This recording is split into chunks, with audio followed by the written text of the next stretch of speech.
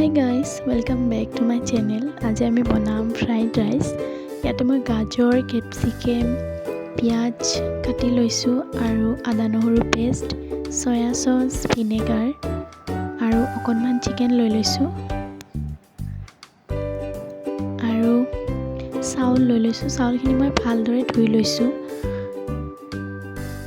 এতিয়া আমি অকণমান পানী বহাই দিম গেছত আৰু পানীখিনিত নিমখ দি দিম।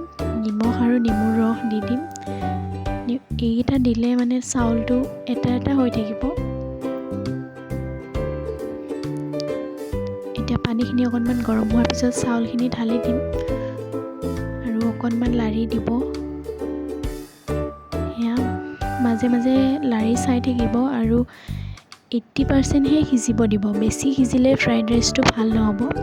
আৰু আনফালে এটা ফ্ৰাই পেন বহাই দিম গৰম হ'বলৈ আৰু এইফালে আমাৰ ফ্ৰাইড চাউল হৈ আছে। এয়া চিকেনখিনিত এতিয়া জলকীয়াৰ গুড়ি, হালধি গুড়ি আৰু নিমখ দিম।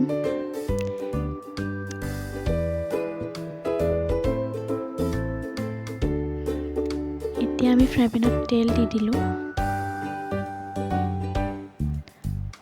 আৰু আনফালে আমাৰ চাউলখিনি হৈ আছে।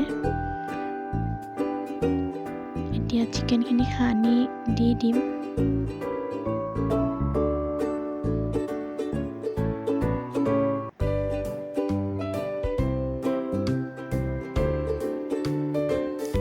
আমাৰ ৰাইচ হৈ গ'ল। ইয়াতে মই পানীখিনি পেলাই আজৰি কৰি থৈ দিলোঁ ঠাণ্ডা হ'বৰ বাবে আৰু চিকেনখিনি লাৰি থাকিব মাজে মাজে। এয়া হৈ আছে লাহে লাহে।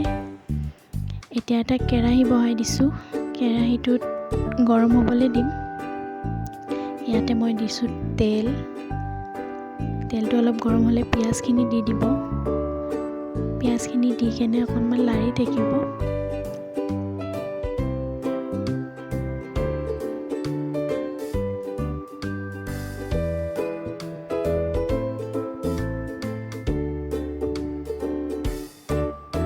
এয়া পিঁয়াজখিনি আমাৰ ব্ৰাউন কালাৰ হৈ গৈছে। এতিয়া আমি ইয়াতে আদা নহৰু পেষ্টখিনি দি দিম।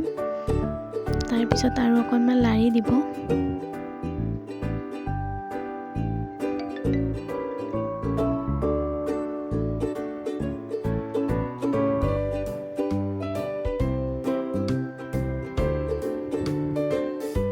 এতিয়া আমি গাজৰ আৰু কেপচিকামখিনি দি দিম।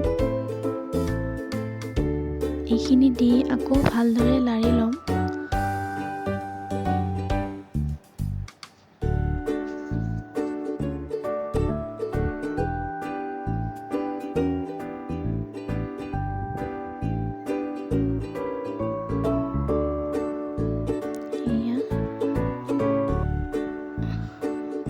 এইখিনি লাহে লাহে হৈ আছে। ইয়াতে আমি সয়া সস আৰু ভিনেগাৰখিনিও দি দিছোঁ।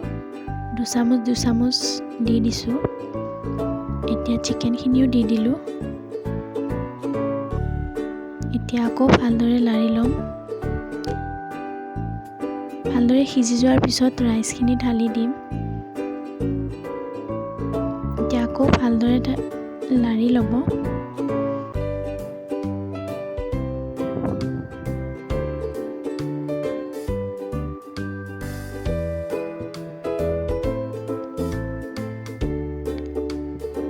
ভালদৰে লাৰি থাকিব।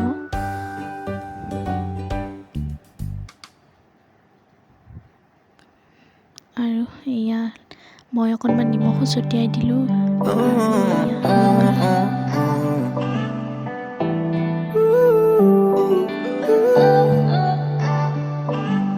आँखियाँ मेरी पूछ रही हैं दिल को मेरे